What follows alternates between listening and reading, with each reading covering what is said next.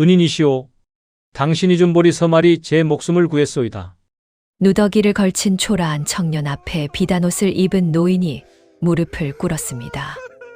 노인의 눈에서는 주체할 수 없는 눈물이 주르르 흘러내렸습니다. 청년은 어리둥절한 표정으로 노인을 바라보며 한 걸음 뒤로 물러섰습니다. 3년 전 굶주린 거지에게 마지막 남은 보리 서말을 나눠줬던 그날이 떠올랐습니다. 그때 그 거지가 바로 눈앞에 이 노인이었단 말인가요? 하지만 노인이 자신의 정체를 밝히자 청년은 더욱 놀라고 말았습니다. 평양 팔도를 떨게 만드는 거상 김만석이라는 것이었습니다. 3년 동안 은혜를 갚기 위해 팔도를 헤매며 청년을 찾아다녔다고 했습니다. 과연 마지막 남은 보리 서말이 어떻게 한 사람의 운명을 송두리째 바꿀 수 있었을까요? 그리고 3년이 지난 지금 청년에게는 어떤 놀라운 일이 기다리고 있을까요? 본격적인 이야기를 시작하기 전에 구독과 좋아요를 꼭 눌러주시고 지금 어디서 이 이야기를 듣고 계신지 댓글로 남겨주세요. 여러분께 좋은 인연이 찾아오고 복이 가득하기를 기원하겠습니다. 그럼 이제 한 청년의 놀라운 이야기를 시작하겠습니다. 때는 조선 숙종 시절 황해도 봉산 땅 어느 마을 이야기입니다. 이 마을에는 박진사라는 지주가 있었습니다. 마을 땅의 절반 이상을 소유한 큰 부자였지요. 하지만 그의 마음속은 독사처럼 비틀어져 있었습니다. 박진사의 얼굴은 기름기가 번들거리며 항상 불그락푸르락했습니다. 배가 술독처럼 불룩 튀어나와 걸을 때마다 헐떡거렸지요. 턱 아래로는 군살이 축 늘어져 마치 두꺼비처럼 보였습니다. 하지만 그의 눈빛만큼은 날카로운 칼날처럼 번뜩였습니다. 백성들의 고혈을 빨아먹는 데는 누구보다 빨랐으니까요. 박진사의 악행은 마을 사람들의 입에서 입으로 전해졌습니다. 그 중에서도 가장 끔찍한 이야기 몇 가지가 있었지요. 첫 번째 악행은 지난 가을에 일어났습니다. 마을의 김순복이라는 농부에게는 논이 5마직이 있었습니다. 대대로 물려받은 선조의 땅이었지요. 하지만 그의 가뭄이 심해 추수가 형편없었습니다. 김순복은 박진사에게 빌린 쌀 5가마니를 갚을 길이 없었습니다. 박진사는 장부를 펼쳐놓고 손가락으로 하나하나 짚어가며 이자를 계산했습니다. 입가에는 비릿한 미소가 번지고 있었지요. 원금 5가마니에 이자가 붙고 또 붙어 20가마니가 되었다고 했습니다. 김순복은 눈이 휘둥그레져서 손을 내저었습니다. 이자가 어찌 원금의 4배나 될 수 있느냐며 목소리를 높였지요. 박진사는 코웃음을 치며 계산을 못하는 무식쟁이라고 비웃었습니다. 이자는 달마다 붙는 것이고 1년이면 12달, 이자가 쌓이고 쌓여 이렇게 된다고 했습니다. 말하는 내내 입가의 미소는 더욱 짙어졌습니다. 김순복은 무릎을 꿇고 두 손을 모아 애원했습니다. 땅을 팔 수는 없으니 이자를 깎아달라고 빌었지요. 이마를 땅바닥에 찌으며 용서를 구했습니다. 하지만 박진사는 차갑게 말했습니다. 딸을 내놓으면 빚을 탕감해 주겠다고 했지요. 집에서 종으로 3년만 일하면 된다고 비릿하게 웃었습니다. 김순복의 딸 순이는 겨우 14살이었습니다. 머리에 댕기를 단 어린 소녀였지요. 아버지는 딸의 손을 붙잡고 통곡했습니다. 목이 쉬도록 울부짖었지만 소용없었습니다. 박진사의 하인들은 순이를 무자비하게 끌고 갔습니다. 순이의 비명소리가 마을 전체에 울려 퍼졌지요. 그날 밤 김순복은 막걸리를 들이켜며 오열했습니다. 눈물이 술잔에 뚝뚝 떨어져 소금물처럼 짜디짠 술이 되었습니다. 가슴을 쥐어뜯으며 하늘을 원망했지만 달은 냉정하게 빛날 뿐이었습니다. 두 번째 악행은 더욱 비열했습니다. 마을에 최봉수라는 목수가 있었습니다. 솜씨가 뛰어나 멀리 한양까지 소문이 났던 장인이었지요. 나무를 깎는 솜씨가 신기에 가까워 그가 만든 가구는 귀족들도 탐냈습니다. 박진사는 최봉수에게 저택의 사랑채를 지으라고 명했습니다. 최봉수는 석 달 동안 밤낮으로 일에 훌륭한 사랑채를 완성했습니다. 기둥 하나하나를 정성껏 다듬었고 문살 하나까지도 세심하게 조각했지요. 석갈에는 한치의 틀림도 없이 맞물렸고 지붕은 비바람을 완벽히 막았습니다. 하지만 박진사는 품삯을 주지 않았습니다. 온갖 트집을 잡으며 돈을 주지 않았지요. 기둥이 비뚤어졌다고, 지붕이 삐뚤었다고, 문살이 성글다고 했습니다. 하나같이 거짓말이었지만 박진사는 입에 거품을 물며 화를 냈습니다. 최봉수는 석 달 품삯 은자 30냥을 달라고 애원했습니다. 가족들이 굶주려 죽기 일보 직전이었으니까요. 아내는 병들어 누웠고 어린 자식들은 나날이 야위어 갔습니다. 최봉수는 박진사의 발등에 이마를 찌으며 빌었지요. 박진사는 비릿하게 웃으며 감히 자신에게 돈을 달라고 하느냐고 소리쳤습니다. 솜씨가 형편없어서 사랑채가 엉망이 되었다고 했습니다.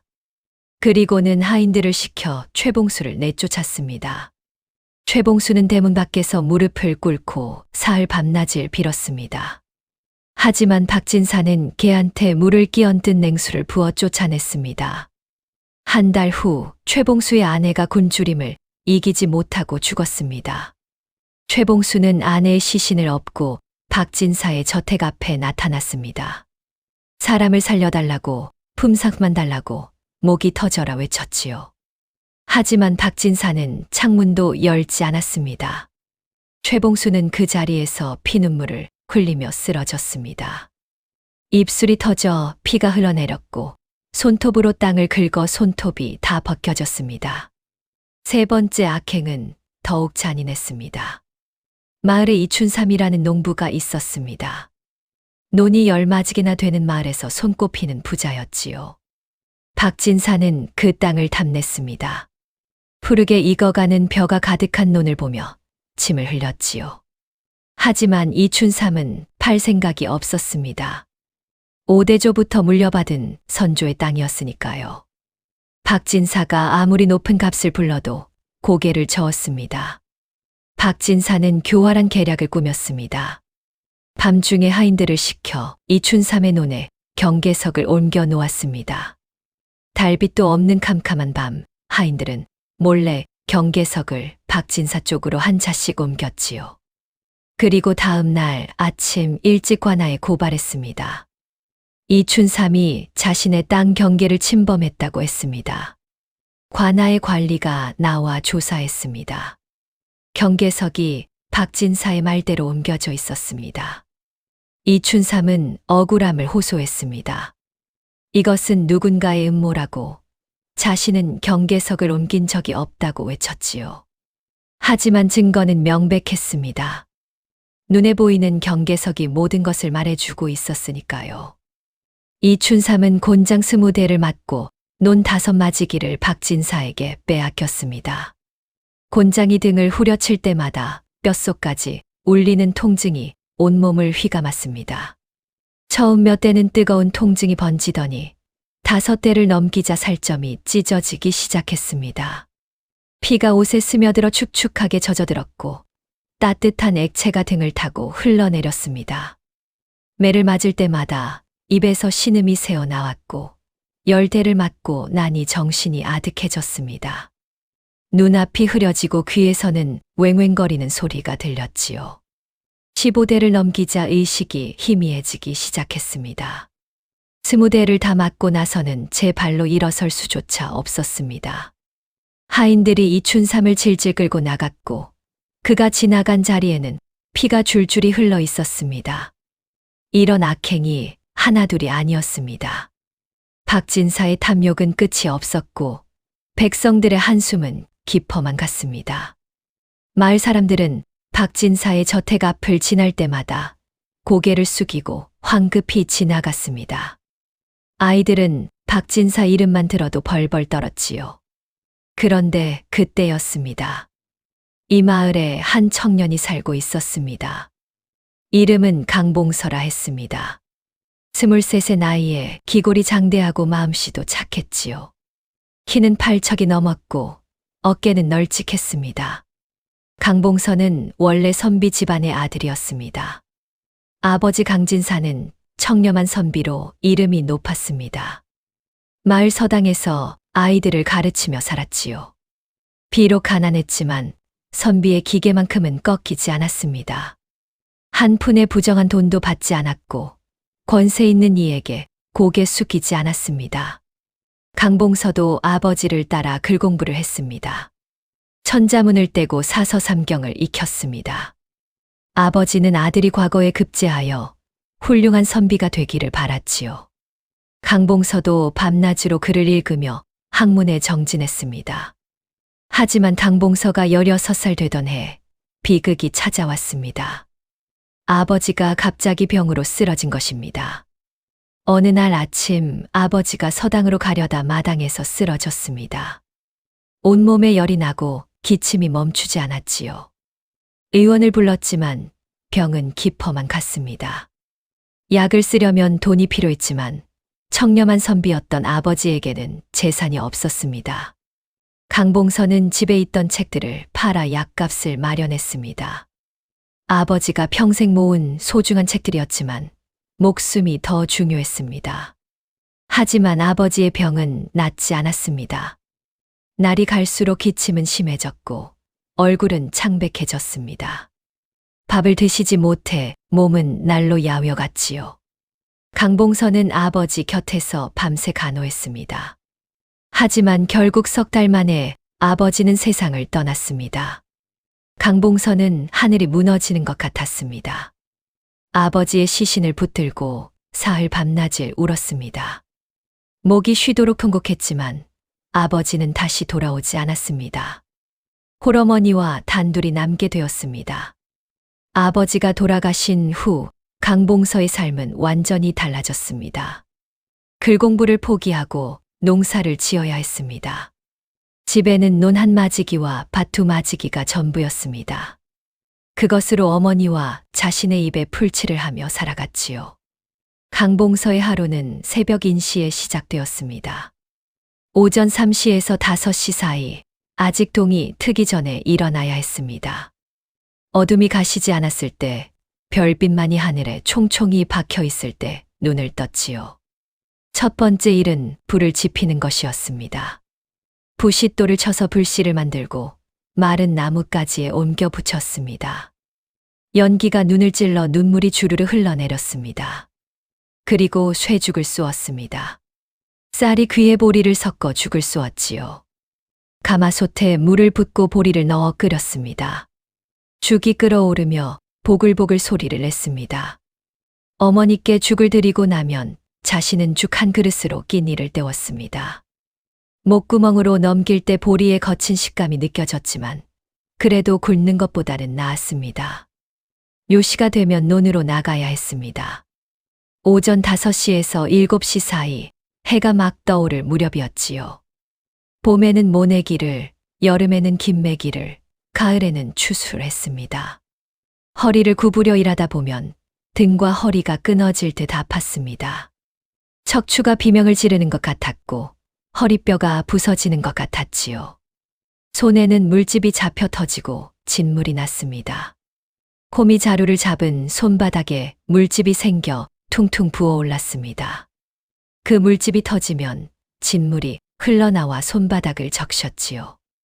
아파서 호미를 놓고 싶었지만 놓을 수가 없었습니다. 일을 멈추면 밥을 먹을 수 없었으니까요. 여름 햇볕은 등을 지져 피부가 벗겨지고 따가웠습니다. 뜨거운 햇살이 내리쬐면 피부가 익어가는 느낌이 들었습니다. 등이 화끈거리고 따끔거렸지요. 저녁에 옷을 벗으면 등 피부가 벌겋게 익어 있었고 손을 대면 화끈거렸습니다. 며칠 지나면 피부가 벗겨지며 하얗게 일어났습니다. 4시가 되면 밭으로 옮겨 일했습니다. 오전 9시에서 11시 사이 해가 중천에 오를 무렵이었지요. 무와 배추를 심고 잡초를 뽑았습니다. 무릎을 꿇고 일하다 보면 바지가 흙으로 범벅이 되었습니다. 무릎에는 돌멩이가 박혀 아팠고 일어설 때마다 무릎이 쑤셨지요. 손톱 사이에는 흙이 파고들어 씻어도 지워지지 않았습니다. 손을 씻을 때마다 손톱 밑에서 검은 흙이 조금씩 빠져나왔지만 완전히 지워지지는 않았습니다. 손톱과 살 사이에 박힌 흙은 며칠이 지나야 겨우 빠져나갔지요. 오시가 되면 간신히 점심을 먹을 수 있었습니다. 오전 11시에서 오후 1시 사이 한낮에 가장 더운 시간이었지요. 하지만 먹을 것이라곤 보리밥에 된장찌개가 전부였습니다. 보리밥은 거칠어서 목구멍을 넘길 때 까끌까끌했습니다. 반찬은 고추장에 찍은 파 몇 줄기뿐이었지요.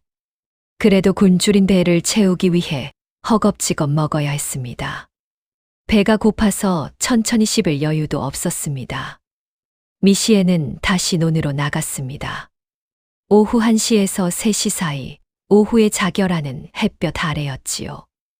오후의 햇볕은 오전보다 더욱 따가웠습니다. 땀이 등을 타고 주르르 흘러내렸습니다. 옷이 땀에 흠뻑 젖어 무겁게 몸에 달라붙었지요. 목이 타들어가 우물물을 마셨지만 금방 또 목이 말랐습니다.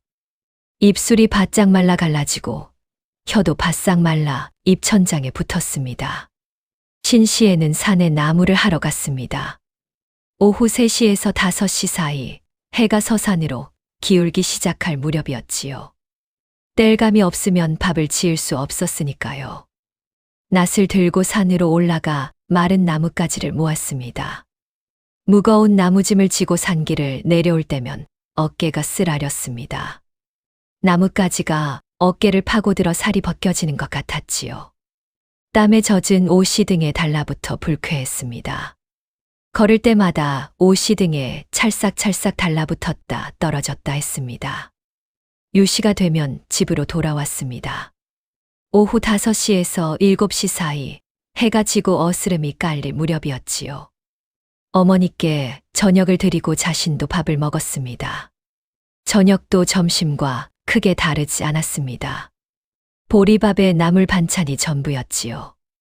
가끔 두부 한 모가 반찬으로 나오면 그날은 좋은 날이었습니다. 술시에는 농기구를 손질했습니다.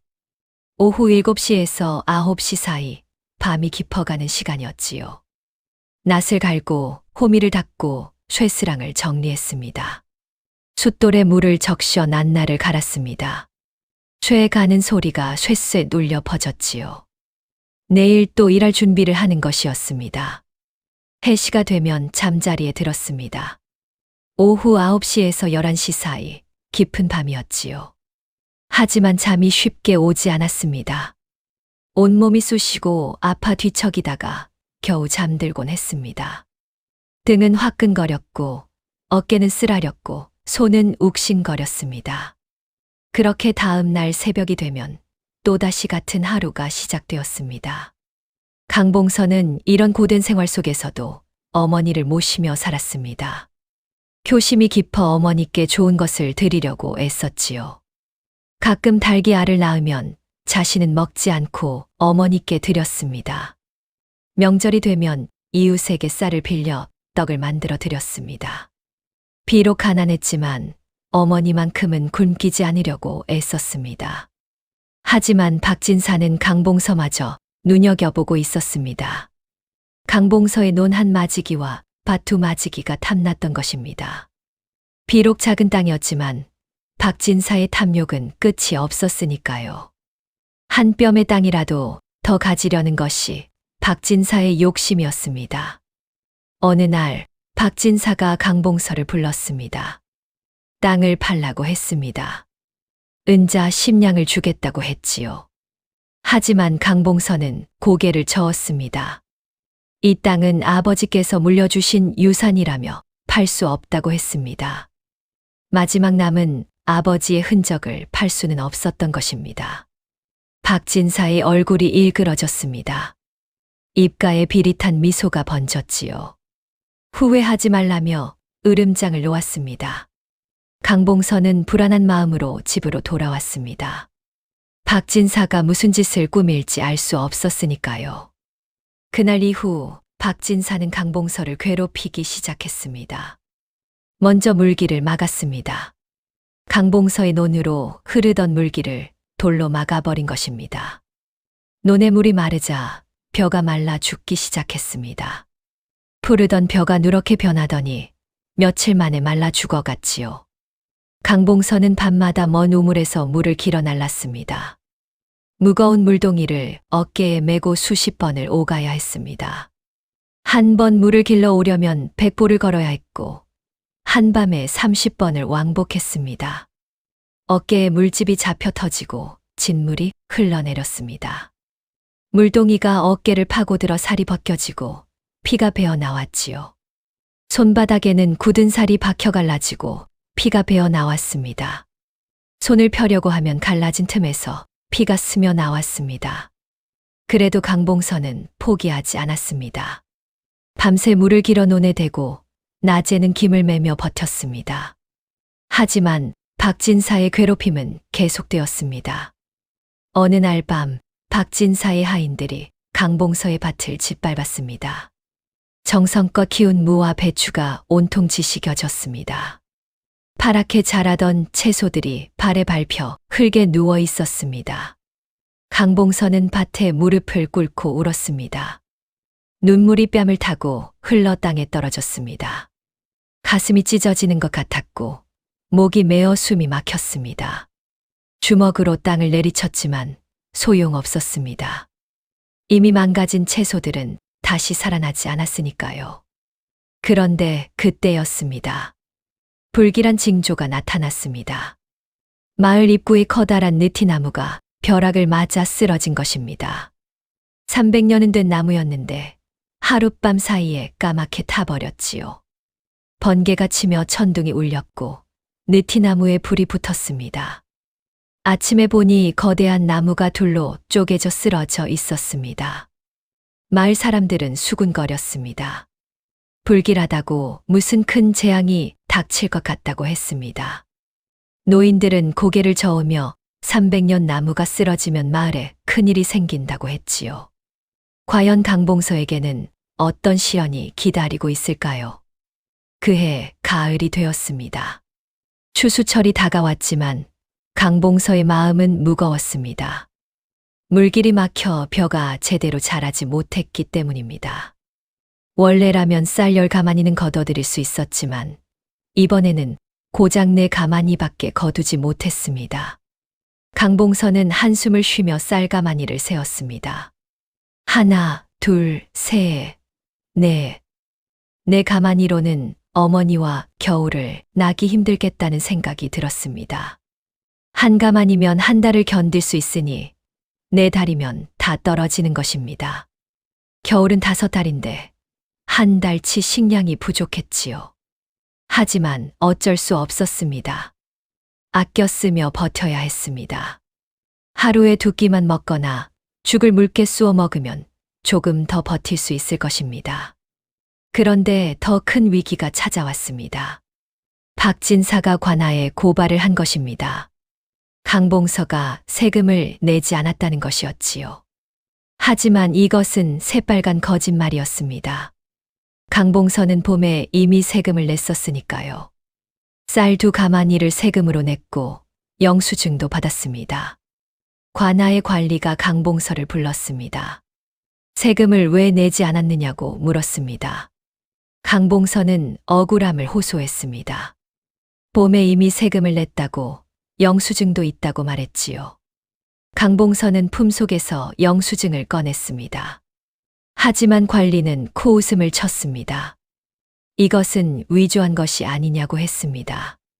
장부에는 강봉서의 이름이 없다고 했지요. 강봉서는 눈이 휘둥그레졌습니다. 장부에 이름이 없을 리가 없다고 분명히 세금을 냈다고 외쳤습니다.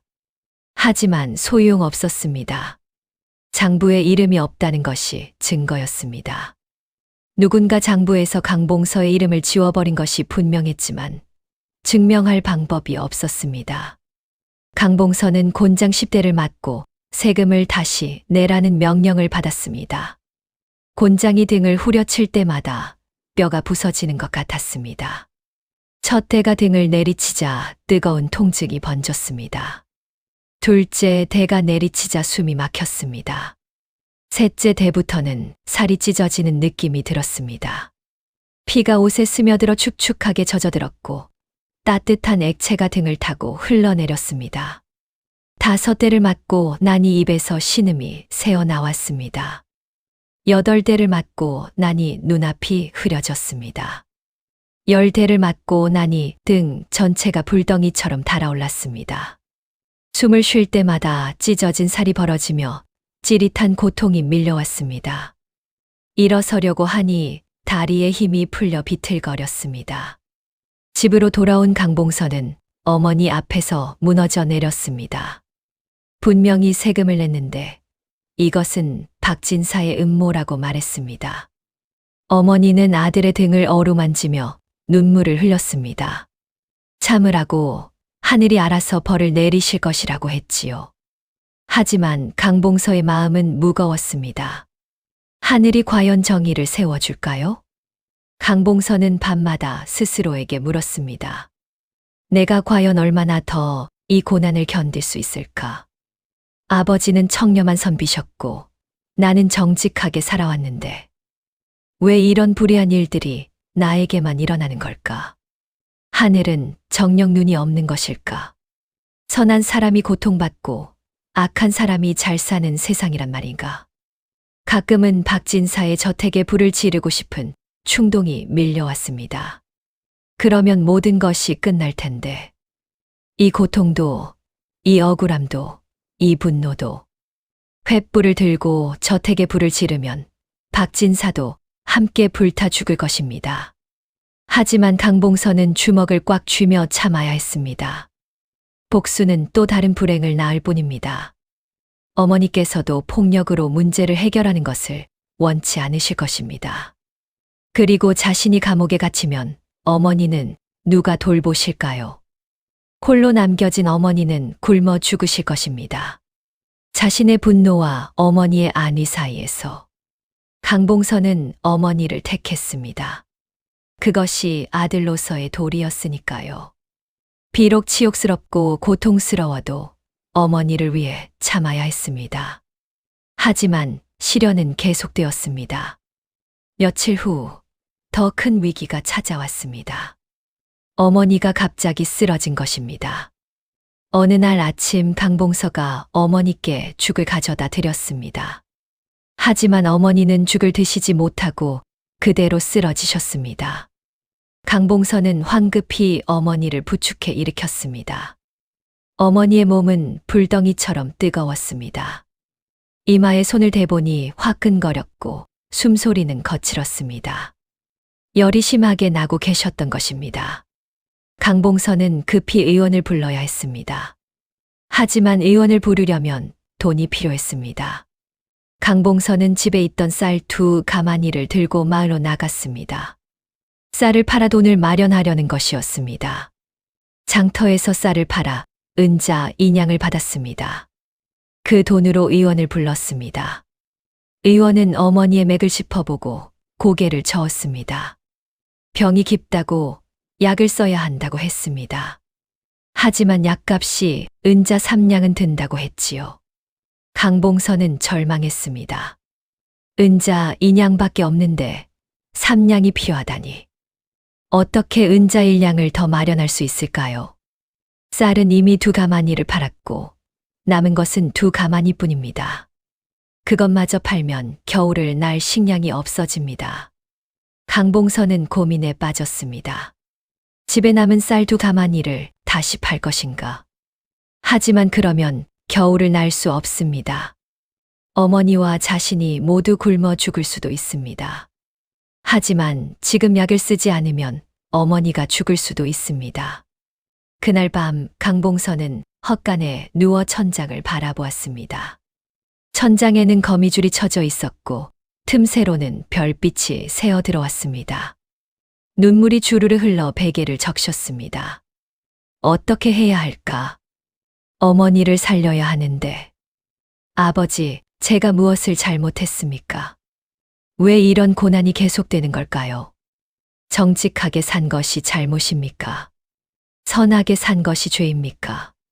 저는 그저 어머니를 모시고 성실하게 살려고 했을 뿐인데 하지만 밤하늘의 별은 대답이 없었습니다. 다만 차가운 달빛만이 창문을 통해 스며들 뿐이었습니다. 바람이 불어 창문을 흔들었고 쥐가 천장을 달려가는 소리가 들렸습니다. 강봉선은 눈을 감았지만 잠이 오지 않았습니다. 온갖 생각이 머릿속을 스쳐 지나갔습니다. 다음 날 아침 강봉선은 결심했습니다. 남은 쌀 2가마니를 팔아 약값을 마련하기로 한 것입니다. 나중의 일은 나중에 생각하자. 지금은 어머니를 살리는 것이 먼저다. 겨울은 어떻게든 버틸 수 있을 것이다. 산나물을 캐먹거나 나무 껍질을 벗겨 먹으면 될 것이다. 강봉선은 쌀 2가마니를 지고 장터로 향했습니다. 하지만 그때였습니다. 마을 어귀에서 한 노인과 마주쳤습니다. 노인은 누더기를 걸치고 있었고 얼굴은 수척했습니다. 뼈만 앙상하게 남은 몸이었고 눈은 움푹 들어가 있었지요. 지팡이에 의지에 힘겹게 걸어가고 있었습니다. 강봉서가 다가가자 노인이 쓰러졌습니다. 강봉서는 급히 노인을 부축했습니다. 노인은 가느다란 목소리로 물을 달라고 했습니다. 강봉서는 근처 우물에서 물을 떠다 드렸습니다. 노인은 물을 마시고 겨우 정신을 차렸습니다. 고맙다며 정말 고맙다며 눈물을 흘렸지요. 강봉서는 노인을 자세히 보았습니다. 뼈만 앙상하게 남은 몸, 움푹 들어간 눈, 바짝 마른 입술. 오랫동안 굶주린 것이 분명했습니다. 언제 마지막으로 밥을 드셨느냐고 묻자 노인은 사흘째 굶었다고 했습니다. 강봉서의 가슴이 무너져 내렸습니다. 사흘이나 굶었다니. 이 노인도 자신처럼 고통받고 있구나. 아니, 자신보다 더 심한 고통을 받고 있구나. 그때 노인이 쌀 가마니를 보며 말했습니다. 혹시 그 쌀을 좀 나눠줄 수 없겠느냐고 했습니다. 보리라도 좋다고 한 줌만 나눠달라고 빌었지요. 노인의 목소리는 떨렸고 손도 부들부들 떨렸습니다. 강봉서는 망설였습니다. 이 쌀을 팔아야 어머니의 약을 살 수 있습니다. 하지만 노인도 사흘이나 굶었다고 합니다. 어떻게 해야 할까요? 어머니를 살려야 하는가? 노인을 도와야 하는가? 강봉서는 깊은 고민에 빠졌습니다. 어머니라면 어떻게 하실까? 어머니는 항상 어려운 사람을 도우라고 가르치셨습니다. 우리가 어려울수록 남을 도와야 한다고 하셨습니다. 그것이 사람의 도리라고 하셨지요. 하지만 지금은 상황이 다릅니다. 어머니의 목숨이 달린 문제입니다. 이 쌀을 노인에게 주면 어머니는 약을 드실 수 없습니다. 그러면 어머니가 돌아가실 수도 있습니다. 강봉서는 눈을 감았습니다. 마음속에서 2가지 목소리가 싸우고 있었습니다. 하나는 어머니를 살리라고 했고, 다른 하나는 노인을 도우라고 했습니다. 그런데 문득 아버지의 말씀이 떠올랐습니다. 아버지는 생전에 이렇게 말씀하셨습니다. 선비는 굶어 죽을지언정 의를 저버리지 않는다고. 어려운 사람을 외면하는 것은 선비의 도리가 아니라고. 강봉서는 눈을 떴습니다. 그리고 결심했습니다. 어머니도 분명 같은 선택을 하실 것입니다. 자신의 목숨보다 굶주린 사람을 먼저 생각하실 것입니다. 강봉서는 집으로 돌아왔습니다. 그리고 창고를 열었습니다. 창고에는 마지막 남은 보리서 말이 있었습니다. 원래는 겨울을 나기 위해 남겨둔 것이었습니다. 이것마저 없으면 정말로 굶어 죽을 수도 있었지요. 강봉서는 보리서 말을 자루에 담았습니다. 손이 떨렸지만 마음은 확고했습니다. 그리고 노인에게 가져다 드렸습니다. 노인은 눈이 휘둥그레졌습니다. 이것을 자신에게 주겠다니 너무 많다며 손을 내저었습니다. 노인의 손이 부들부들 떨렸고 눈에서는 눈물이 흘러내렸습니다. 강봉서는 미소를 지었습니다. 괜찮다고 드시라고 했습니다. 자신은 또 어떻게든 될 것이라고 했지요. 비록 지금은 어렵지만 하늘이 도우실 것이라고 믿는다고 했습니다. 노인은 강봉서의 손을 꽉 잡았습니다. 은인이라고, 당신은 나의 은인이라고 했습니다. 이 은혜를 어찌 갚아야 할지 모르겠다며 울었지요. 눈물이 노인의 주름진 뺨을 타고 흘러내렸습니다. 턱에 고인 눈물이 뚝뚝 땅에 떨어졌습니다. 강봉서는 은혜는 무슨 은혜냐며 손사래를 쳤습니다. 그냥 몸 건강히 회복하시라고 했습니다. 그리고 돌아서려고 했습니다. 하지만 노인은 강봉서를 불렀습니다. 이름이 무엇이냐고 물었지요. 강봉서라고 대답했습니다. 봉산 마을에 살고 있다고 했습니다. 노인은 고개를 끄덕이며 이름을 되뇌었습니다. 강봉서, 강봉서 하며 여러 번 반복했습니다. 이 은혜를 반드시 갚겠다고 했습니다. 목소리는 떨렸지만 눈빛만큼은 진지했습니다. 강봉서는 집으로 돌아왔습니다. 하지만 이제 어머니의 약을 살 돈이 없어졌습니다. 보리 서마를 노인에게 주고 쌀 2가마니로는 은자 2냥밖에 되지 않았으니까요. 약값 3냥에서 1냥이 부족했습니다. 강봉서는 또다시 밤을 뜬 눈으로 보냈습니다. 어떻게 해야 할까? 어떻게 어머니를 살릴 수 있을까? 땅을 팔아야 하나? 하지만 땅을 팔면 더 이상 먹고 살 길이 없습니다. 강봉서는 천장을 바라보며 눈물을 흘렸습니다. 자신이 잘한 일인지 잘못한 일인지 알 수 없었습니다. 어머니를 위해 보리를 아껴야 했는데 노인에게 주어버렸습니다. 하지만 굶주린 노인을 외면할 수도 없었습니다. 그런데 그때였습니다. 새벽녘 누군가 대문을 두드리는 소리가 들렸습니다. 강봉서는 놀라 일어났습니다. 이 새벽에 누가 찾아왔을까요? 대문을 열자 박진사의 하인들이 서 있었습니다. 주인 나리께서 부르신다며 따라오라고 했습니다. 강봉서는 불길한 예감이 들었습니다. 하지만 거부할 수 없었습니다. 박진사를 거역하면 더 큰 화가 닥칠 것이었으니까요. 박진사의 저택에 도착하자 박진사가 비릿하게 웃고 있었습니다. 입가에 미소가 기름기와 함께 번들거렸지요. 좋은 소식이 있다며 종이 한 장을 내밀었습니다. 강봉서는 종이를 받아들었습니다. 그것은 차용증이었습니다. 강봉서의 아버지가 박진사에게 은자 100냥을 빌렸다는 내용이었지요. 이자까지 합하면 200냥이 되었다고 했습니다. 당장 갚으라고 했습니다. 강봉서는 눈이 휘둥그레졌습니다. 그럴 리가 없다고, 아버지께서 그런 돈을 빌리실 리가 없다고 소리쳤습니다. 강봉서는 차용증을 살펴보았습니다. 하지만 거기에는 분명히 아버지의 이름이 적혀 있었습니다. 인장도 찍혀 있었지요. 강봉서는 이것은 위조라고 외쳤습니다. 하지만 박진사는 코웃음을 쳤습니다.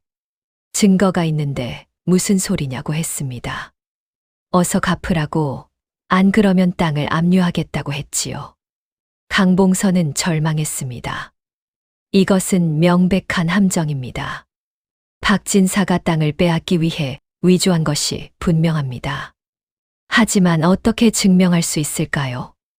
아버지는 이미 돌아가셨고 증인도 없습니다. 박진사는 한 달 안에 돈을 갚으라고 했습니다. 안 그러면 땅을 압류하고 어머니와 함께 거리로 쫓아내겠다고 했지요. 하인들이 강봉서를 끌고 나가 대문 밖에 내던졌습니다. 강봉서는 땅바닥에 넘어져 손바닥이 까졌고 무릎이 찧어져 피가 흘렀습니다. 집으로 돌아오는 길, 강봉서는 무거운 발걸음을 옮겼습니다. 어머니는 병들어 누워 계시고 약값도 없고 이제는 땅마저 빼앗길 위기입니다. 앞길이 막막했고 어둠만이 사방을 둘러싸고 있는 것 같았습니다. 과연 강봉서는 이 위기에서 벗어날 수 있을까요? 그리고 어머니의 병은 나으실 수 있을까요? 강봉서는 박진사의 저택에서 쫓겨난 후 집으로 돌아왔습니다. 한 달 안에 은자 200냥을 갚아야 한다는 말이 귓가에 맴돌았습니다. 안 그러면 땅을 압류하겠다는 박진사의 으름장도 떠올랐지요. 집으로 돌아온 강봉선은 어머니 곁에 앉았습니다. 어머니는 여전히 열에 시달리고 계셨습니다. 얼굴은 창백했고 이마에는 식은땀이 맺혀 있었습니다. 숨소리는 가늘고 거칠었지요. 강봉선은 어머니의 손을 잡았습니다. 손은 불덩이처럼 뜨거웠습니다. 그날 밤 강봉선은 잠을 이룰 수 없었습니다. 밖에서는 차가운 바람이 휘몰아쳤습니다. 창문 틈새로 바람이 새어들어 촛불이 흔들렸습니다. 그 흔들리는 촛불처럼 강봉서의 마음도 흔들렸습니다. 불빛이 커졌다 작아졌다 하며 방안을 춤추듯 뒤췄지요. 어떻게 해야 할까? 돈도 없고 땅도 빼앗길 위기에 처했고 어머니는 병들어 누워 계시고 앞길이 막막했습니다. 강봉서는 눈물을 흘렸습니다. 눈물이 뺨을 타고 흘러 이불을 적셨습니다. 그런데 그때였습니다. 강봉서는 이상한 꿈을 꾸었습니다. 꿈속에서 한 노인이 나타났습니다. 하얀 수염을 길게 기른 노인이었지요. 얼굴은 자애로웠고 눈빛은 따뜻했습니다. 노인이 말했습니다. 슬퍼하지 말라고 내가 뿌린 선행은 반드시 열매를 맺을 것이라고 했습니다. 동쪽 담장 아래 세 번째 돌을 보라고 했지요. 그리고 노인은 사라졌습니다. 강봉선은 꿈에서 깨어났습니다. 온몸이 식은땀으로 젖어 있었습니다. 등을 타고 땀이 흘러 옷이 축축했지요. 동쪽 담장 아래 세 번째 돌? 무슨 뜻일까요? 강봉선은 참을 수 없는 호기심에 밖으로 나갔습니다. 새벽 공기는 차가웠습니다. 얼굴에 닿는 바람이 칼날처럼 시렸지요. 코끝이 시려 붉어졌고 입김이 하얗게 피어올랐습니다. 집의 동쪽 담장으로 갔습니다. 담장 아래에는 돌들이 놓여 있었습니다. 강봉선은 세 번째 돌을 살펴보았습니다. 하지만 특별한 것은 없어 보였습니다. 평범한 돌이었지요. 강봉선은 혹시나 하는 마음에 돌을 들어 올렸습니다. 돌은 무거웠지만 힘을 주어 들어 올렸지요. 그런데 놀라운 일이 벌어졌습니다. 돌 아래에 작은 구멍이 있었고 그 안에 무언가가 숨겨져 있었습니다. 강봉선은 손을 넣어 그것을 꺼냈습니다. 손끝에 무언가 천으로 쌓인 것이 만져졌지요. 조심스럽게 꺼내보니 낡은 천 주머니였습니다. 주머니를 열어보니 은자 50냥이 들어 있었습니다. 은자들이 주머니 안에서 부딪히며 쟁그랑 소리를 냈습니다. 강봉선은 눈이 휘둥그레졌습니다.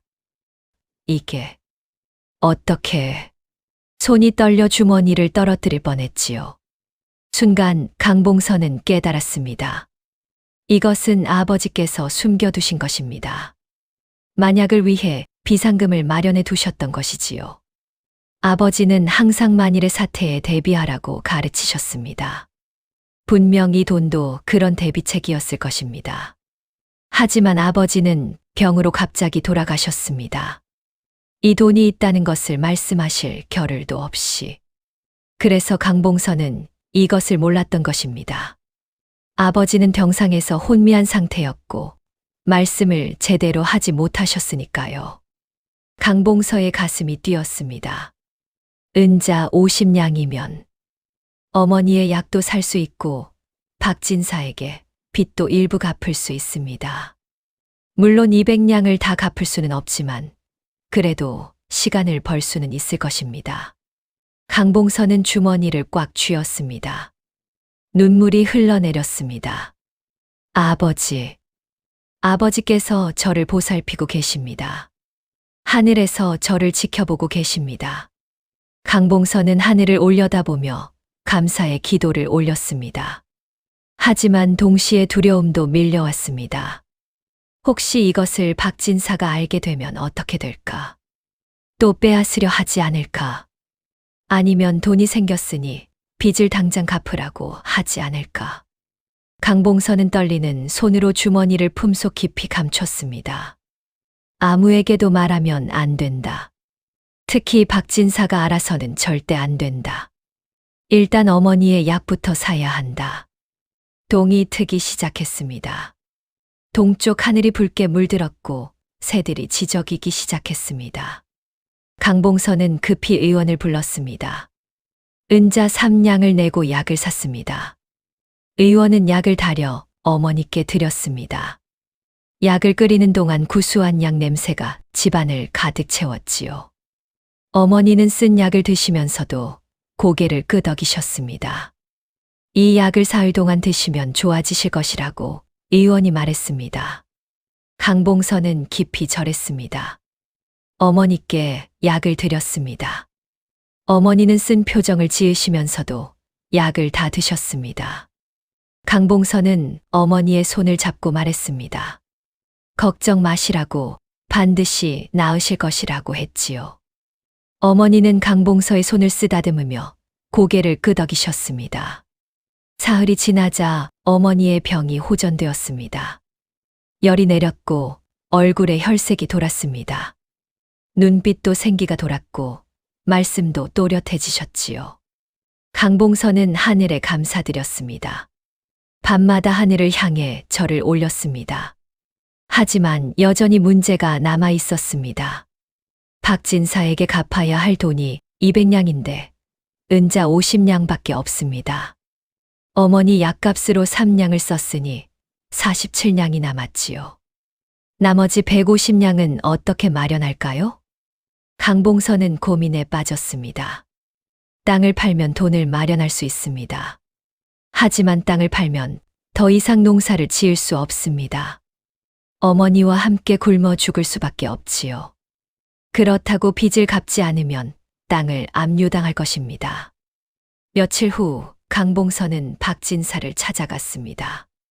은자 50냥을 내밀며 말했습니다. 이것을 먼저 받으시라고, 나머지는 시간을 주시면 마련하겠다고 했지요. 하지만 목소리는 떨렸고 손도 떨렸습니다. 박진사는 은자를 받아들며 비릿하게 웃었습니다.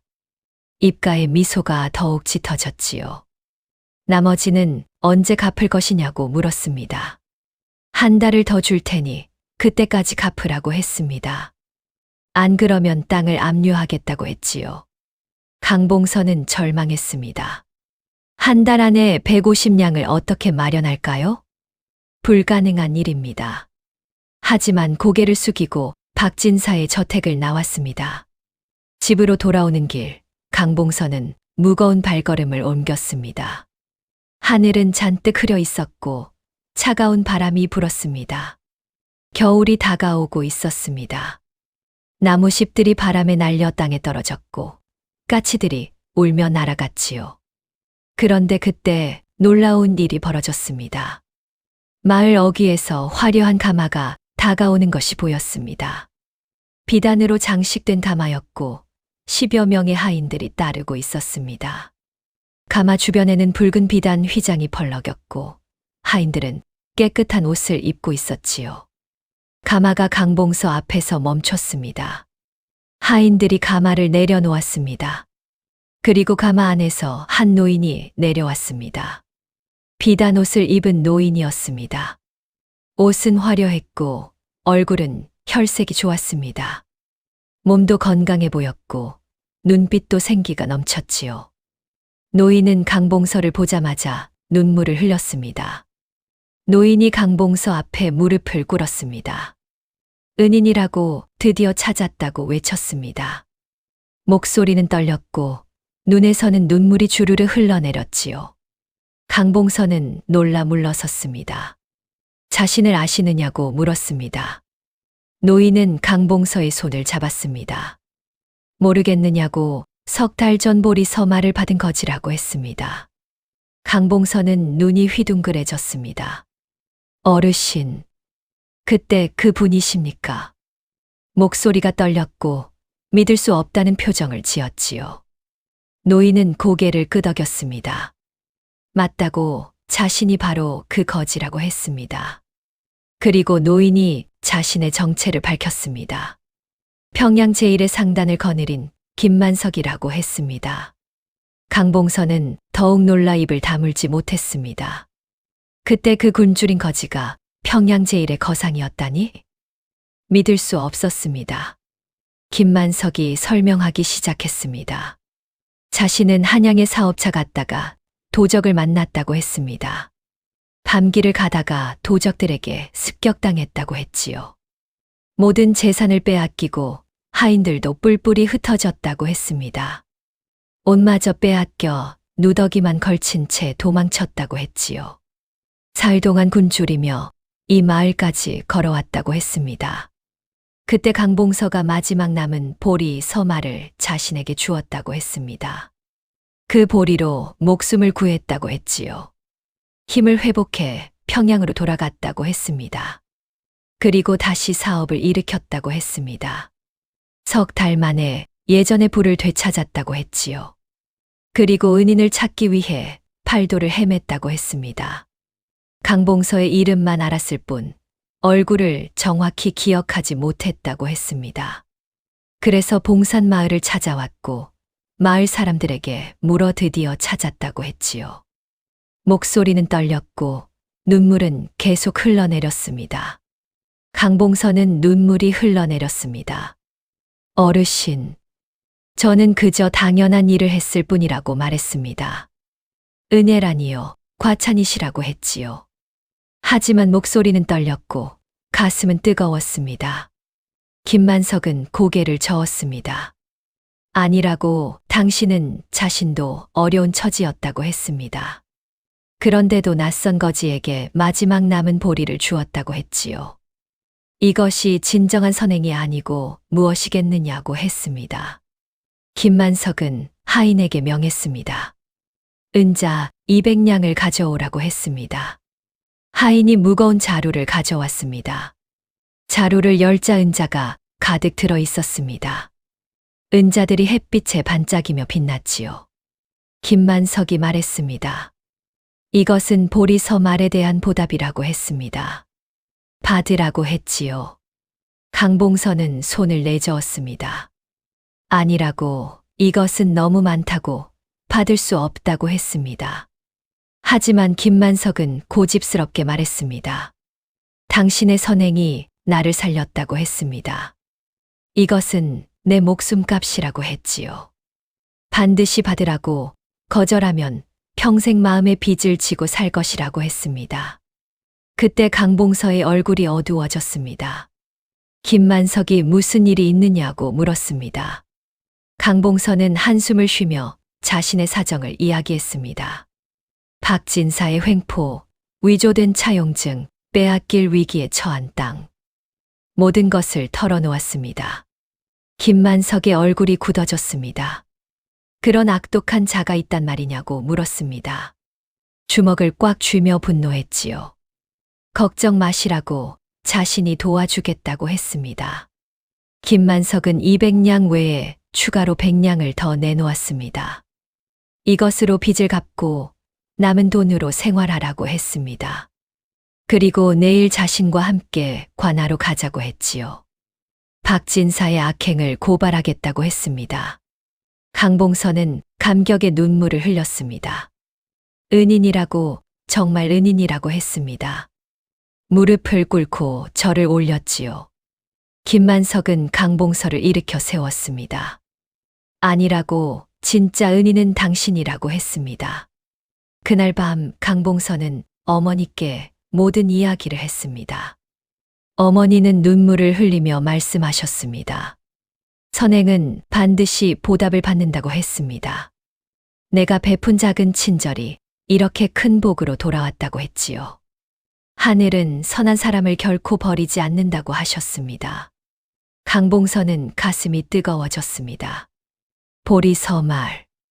자신이 준 마지막 양식이 이렇게 돌아올 줄 누가 알았겠습니까? 굶주린 노인을 외면하지 않은 것이 이런 기적을 불러왔습니다. 하지만 강봉서는 알았습니다. 이것은 단순한 우연이 아닙니다. 하늘이 선한 사람을 버리지 않는다는 증거입니다. 비록 한때 고난이 있어도 끝까지 선을 행하면 반드시 보답이 온다는 것을 깨달았지요. 과연 박진사는 어떻게 될까요? 그리고 강봉서의 앞날에는 어떤 일이 기다리고 있을까요? 다음 날 아침 강봉서는 김만석과 함께 관아로 향했습니다. 김만석의 화려한 행차를 보고 마을 사람들이 수군거렸습니다. 저분이 누구신가? 평양의 김만석 날이라던데 강봉서와 무슨 관계가 있는 걸까? 마을 사람들은 길가에 늘어서서 행렬을 구경했습니다. 아이들은 신기한 듯 따라오며 제잘거렸지요. 관아에 도착하자 수령이 직접 나와 맞이했습니다. 김만석은 평양에서도 이름난 거상이었고 조정의 고위 관리들과도 친분이 있었습니다. 수령은 허리를 깊이 숙이며 인사했습니다. 어인일로 이곳에 오셨느냐고 공손히 물었지요. 김만석이 말했습니다. 이 강봉서라는 청년에게 억울한 일이 있다고 했습니다. 박진사라는 자가 위조 차용증으로 땅을 빼앗으려 한다고 했지요. 목소리는 엄중했고 표정은 굳어 있었습니다. 수령의 얼굴이 굳어졌습니다. 박진사는 고을에서 힘있는 인물이었습니다. 수령에게도 뇌물을 바쳐 비호를 받고 있었지요. 하지만 김만석은 그보다 훨씬 높은 지위에 있는 사람이었습니다. 거역할 수 없었습니다. 수령이 명령했습니다. 즉시 박진사를 불러오라고 했습니다. 관리들이 황급히 박진사의 저택으로 달려갔습니다. 얼마 후 박진사가 가마를 타고 관아로 왔습니다. 박진사는 김만석을 보자 얼굴이 새하얗게 질렸습니다. 평양의 김만석이 이곳에 와 있다니. 그것도 강봉서와 함께. 무슨 일인지 짐작이 갔습니다. 수령이 물었습니다. 박진사가 강봉서에게 200냥의 빚을 갚으라고 했다는 것이 사실이냐고 물었습니다. 박진사는 얼른 차용증을 꺼냈습니다. 그렇다고 여기 증거가 있다고 했지요. 손이 떨렸지만 애써 태연한 척했습니다. 김만석이 차용증을 살펴보았습니다. 그리고 냉소를 흘렸습니다. 이것은 명백한 위조라고 했습니다. 글씨체를 보라고 떨리는 손으로 쓴 것이 분명하다고 했지요. 그리고 인장도 진짜가 아니라고 했습니다. 김만석은 차용증의 문제점을 하나하나 지적했습니다. 첫째, 글씨체가 강진사의 것이 아니라고 했습니다. 강진사는 선비였으니 글씨가 단정했을 텐데 이 차용증의 글씨는 삐뚤빼뚤하다고 했지요. 둘째, 인장의 모양이 이상하다고 했습니다. 진짜 인장은 획이 뚜렷한데 이 인장은 흐릿하다고 했습니다. 셋째, 종이의 색깔이 최근에 만든 것 같다고 했습니다. 3년 전 차용증이라면 종이가 누렇게 변했어야 하는데 이 종이는 너무 깨끗하다고 했지요. 수령이 차용증을 자세히 살펴보았습니다. 김만석의 말이 맞았습니다. 글씨체가 어색하고 인장도 진품과 달랐습니다. 종이도 너무 새 것 같았지요. 수령이 엄하게 물었습니다. 박진사, 이것을 어떻게 설명하겠느냐고 물었습니다. 박진사는 식은땀을 흘렸습니다. 땀이 이마를 타고 흘러내렸고 손은 부들부들 떨렸지요. 말을 더듬으며 변명하려 했지만 제대로 된 말이 나오지 않았습니다. 그때 김만석이 또 다른 증거를 내놓았습니다. 자신은 박진사의 다른 악행도 조사했다고 했습니다. 김만석은 지난 사흘 동안 마을을 돌아다니며 증거를 모았던 것입니다. 하인들을 시켜 마을 사람들을 만나고 피해자들의 증언을 모았지요. 김순복의 딸을 강제로 종으로 만든 일, 최봉수에게 품삯을 주지 않은 일, 이춘삼의 땅을 빼앗은 일, 모든 증거를 수령 앞에 제시했습니다. 피해자들의 진술서도 있었고 증인들도 대기하고 있었지요. 수령의 얼굴이 점점 굳어졌습니다. 박진사의 악행이 이토록 심각할 줄은 몰랐습니다. 아니, 알고 있었지만 눈 감아주고 있었던 것이지요. 박진사가 수령에게도 뇌물을 바쳤으니까요. 하지만 이제는 달랐습니다. 김만석이라는 더 큰 힘을 가진 사람이 개입했으니 더 이상 박진사를 감싸줄 수 없었습니다. 수령은 박진사를 향해 호통을 쳤습니다. 이놈, 감히 백성을 속이고 탐욕을 부렸느냐고 외쳤습니다. 목소리는 떨렸지만 엄중했습니다. 박진사는 무릎을 꿇었습니다. 용서를 빌었습니다. 잘못했다고 다시는 그러지 않겠다고 빌었지요. 하지만 너무 늦었습니다. 수령은 박진사에게 곤장 50대를 치하고 명령했습니다. 그리고 강제로 빼앗은 재산을 모두 돌려주라고 했지요.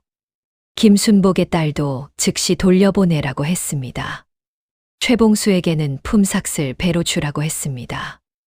이춘삼의 땅도 돌려주라고 했습니다. 박진사는 비명을 질렀습니다.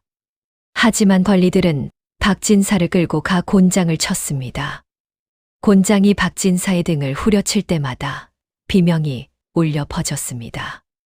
퍽퍽 소리와 함께 박진사의 비명이 관아 전체에 울렸지요. 10대를 맞고 나니 박진사의 얼굴이 일그러졌습니다. 20대를 맞고 나니 정신이 아득해졌습니다. 30대를 맞고 나니 의식이 희미해졌습니다. 40대를 맞고 나니 제 발로 일어설 수 없었습니다. 50대를 다 맞고 나서는 거의 죽은 것처럼 축 늘어져 있었습니다. 강봉서는 이 모습을 보며 복잡한 심정이었습니다. 한편으로는 시원했습니다.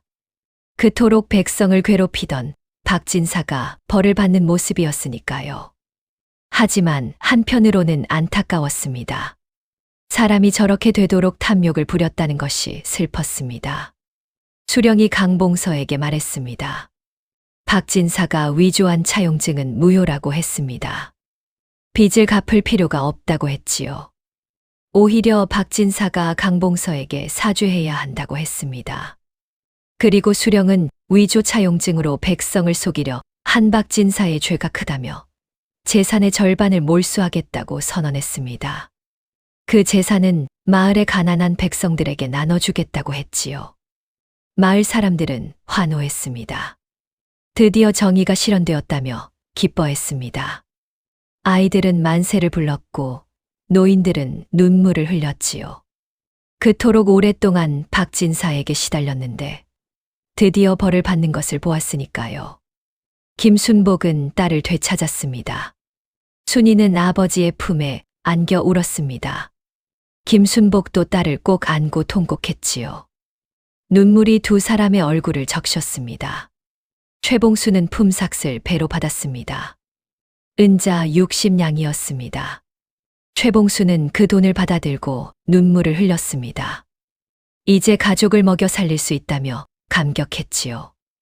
이춘삼은 땅을 돌려받았습니다. 논 5마지기가 다시 자신의 것이 되었습니다. 이춘삼은 땅에 무릎을 꿇고 절했습니다. 선조의 땅을 다시 찾았다며 하늘에 감사했지요. 강봉서도 마침내 평화를 찾았습니다. 박진사의 괴롭힘에서 벗어났고 땅도 지킬 수 있었습니다. 김만석이 준 은자 300냥도 있었습니다. 이제 어머니와 함께 걱정 없이 살 수 있게 되었지요. 김만석은 강봉서에게 말했습니다. 평양으로 함께 가자고 했습니다. 자신의 상단에서 일하면 부자가 될 수 있다고 했지요. 하지만 강봉서는 고개를 저었습니다. 강봉서는 말했습니다. 감사하지만 이곳에 남겠다고 했습니다. 어머니를 모시고 이 땅에서 농사를 지으며 살고 싶다고 했지요. 비록 가난하지만 정직하게 살고 싶다고 했습니다.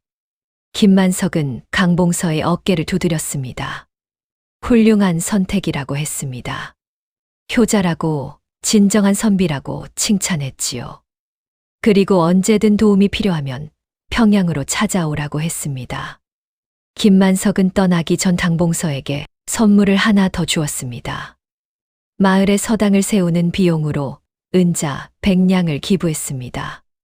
강봉서가 선생이 되어 아이들을 가르치라고 했지요. 그것이 진정으로 마을을 위하는 길이라고 했습니다. 강봉서는 감격했습니다. 김만석의 은혜를 평생 잊지 않겠다고 맹세했습니다. 김만석은 미소를 지으며 말했습니다. 은혜는 당신이 먼저 베풀었다고, 자신은 갚았을 뿐이라고 했지요. 김만석은 화려한 행렬과 함께 마을을 떠났습니다. 강봉서와 마을 사람들은 길가에 늘어서서 손을 흔들며 배웅했습니다. 가마가 멀어져 점이 될 때까지 바라보았지요. 그날 저녁 강봉서는 어머니와 함께 저녁을 먹었습니다. 오랜만에 푸짐한 저녁이었습니다. 생선도 있었고 두부도 있었고 나물도 여러 가지였지요. 어머니는 기뻐하시며 밥을 드셨습니다. 어머니가 말씀하셨습니다. 봉서야, 내가 베푼 선행이 이렇게 돌아왔구나. 보리서 말이 우리 가족을 살렸구나. 하늘은 선한 사람을 결코 버리지 않는단다. 강봉서는 고개를 끄덕였습니다. 그렇습니다, 어머니. 선행은 반드시 보답을 받습니다. 비록 한때 고난이 있어도 끝까지 선을 행하면 반드시 좋은 일이 생깁니다. 그날 밤 강봉서는 깊은 잠에 들었습니다. 오랜만에 편안한 잠이었습니다. 꿈속에서 아버지가 나타나 미소를 지으셨습니다. 잘했다고 자랑스럽다고 하시는 것 같았습니다. 과연 강봉서의 앞날에는 어떤 일들이 기다리고 있을까요? 그로부터 며칠 후 마을에는 큰 변화가 일어났습니다. 박진사는 벌을 받고 관직에서 쫓겨났습니다. 재산의 절반을 몰수당했고 마을 사람들에게 사죄해야 했지요. 박진사의 저택 앞에는 마을 사람들이 모여들었습니다. 박진사는 저택 대문 앞에 무릎을 꿇었습니다.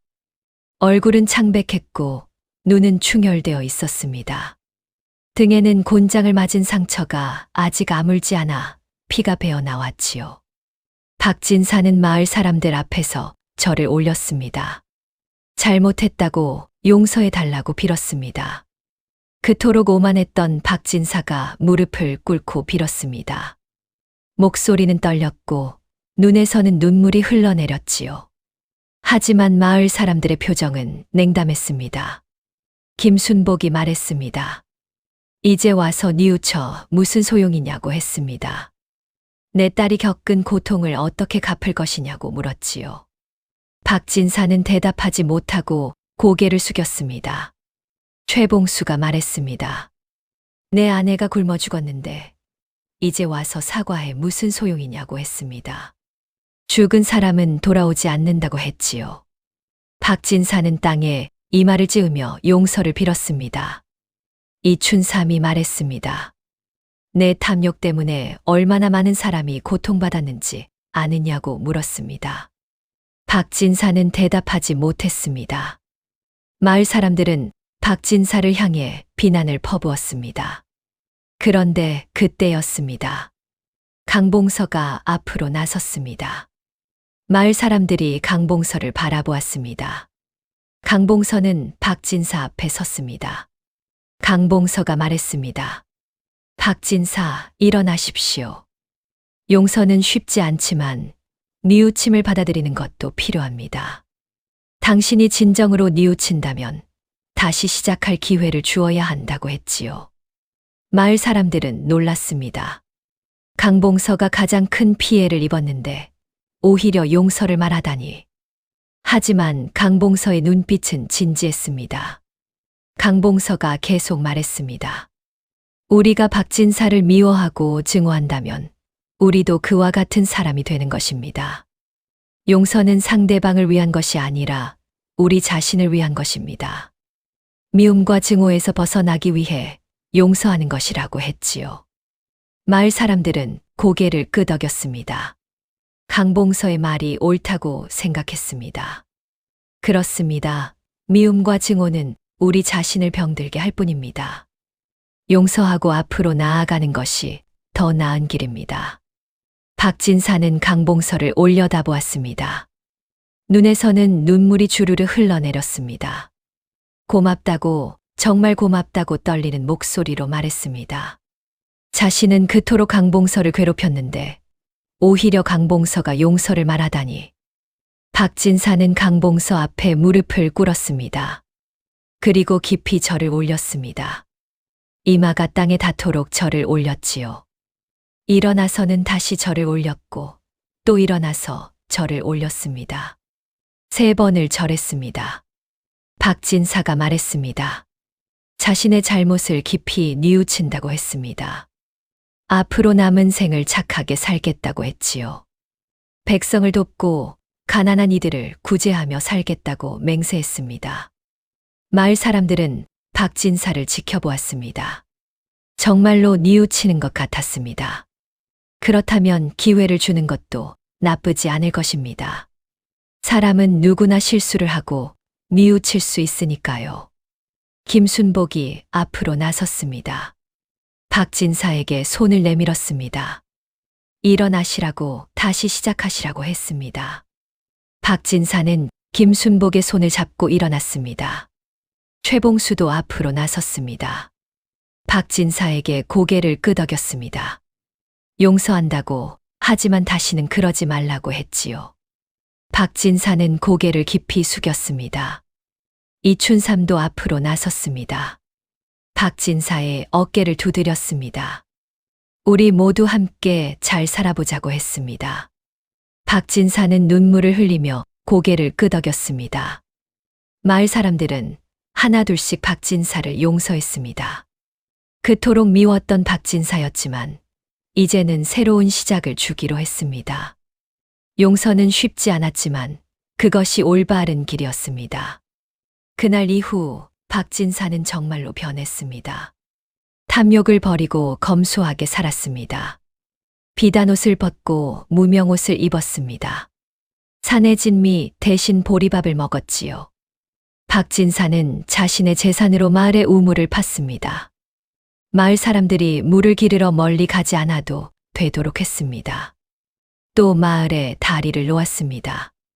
비가 오면 개울을 건너기 힘들었는데 다리가 생겨 편해졌지요. 박진사는 가난한 집에 쌀을 나눠주었습니다. 굶주린 사람들을 도왔습니다. 병든 사람에게는 약값을 대주었지요.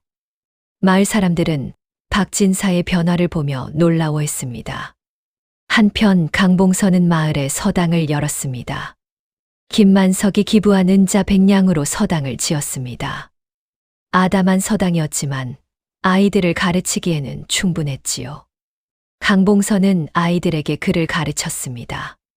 천자문부터 시작해서 사서삼경까지 가르쳤습니다. 하지만 단순히 글만 가르치지 않았습니다. 사람의 도리를 가르쳤습니다. 강봉서는 아이들에게 말했습니다. 선행을 베풀라고, 어려운 사람을 도우라고 했습니다. 정직하게 살라고, 탐욕을 부리지 말라고 했지요.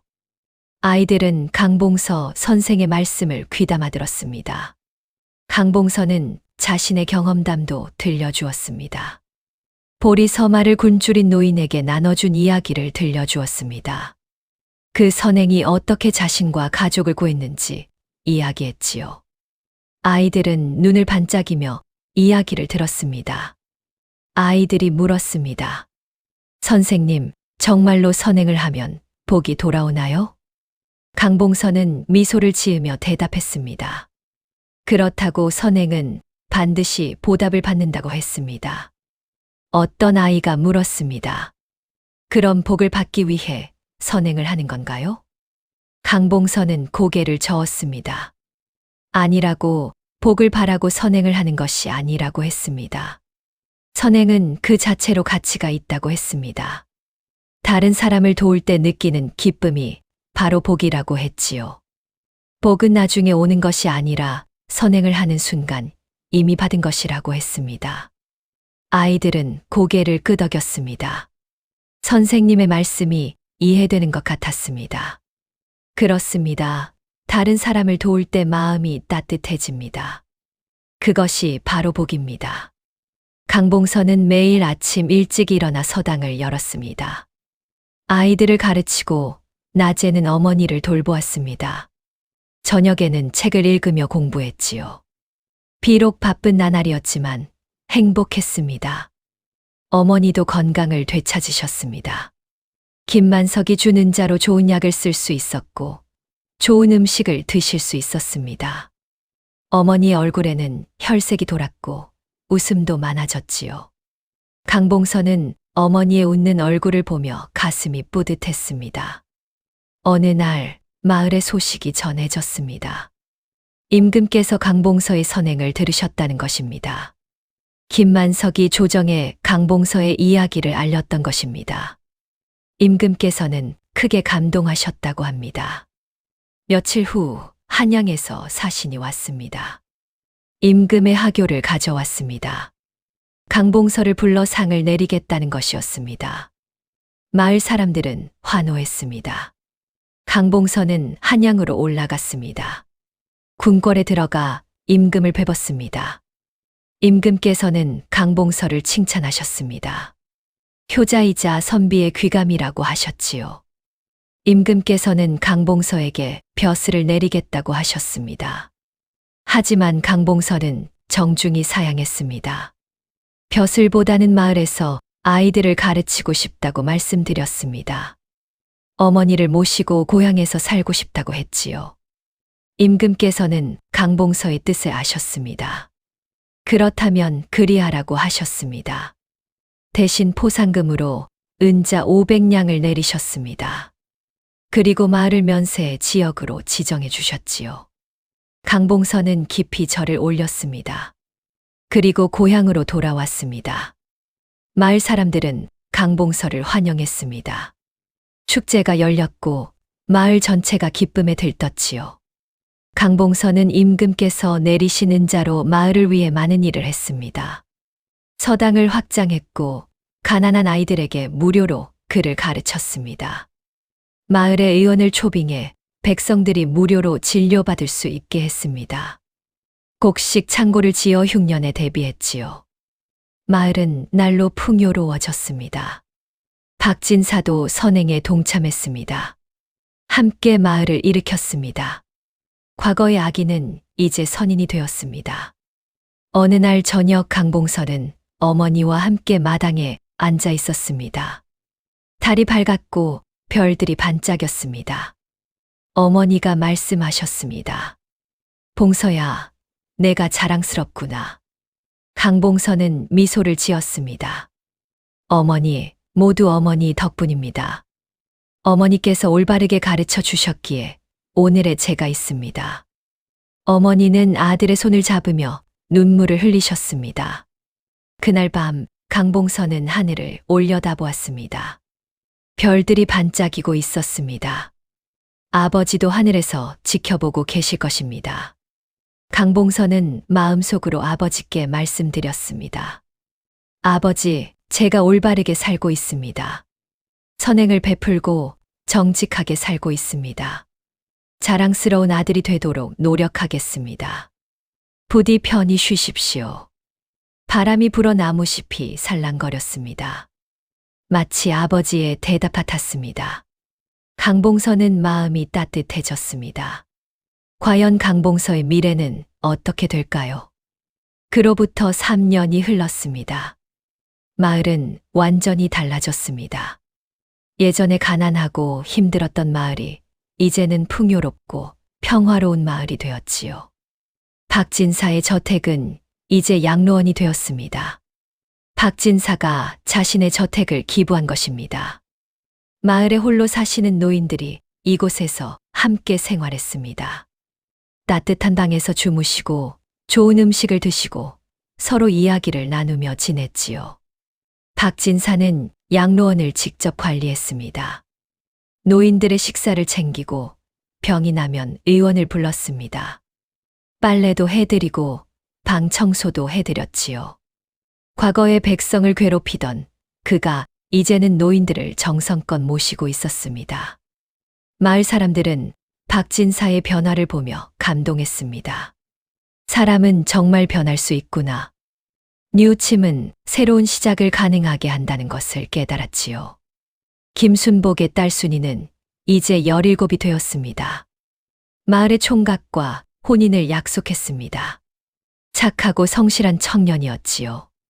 김순복은 딸의 혼인을 준비하며 행복해했습니다. 박진사도 혼인 비용을 보태주었습니다. 과거의 잘못을 속죄하는 마음이었지요. 최봉수는 다시 목수 일을 시작했습니다. 박진사에게 받은 품삯으로 공방을 차렸습니다. 이제는 여러 제자를 두고 기술을 가르쳤지요. 최봉수가 만든 가구는 여전히 명품이었습니다. 한양의 양반들도 그의 가구를 주문했습니다.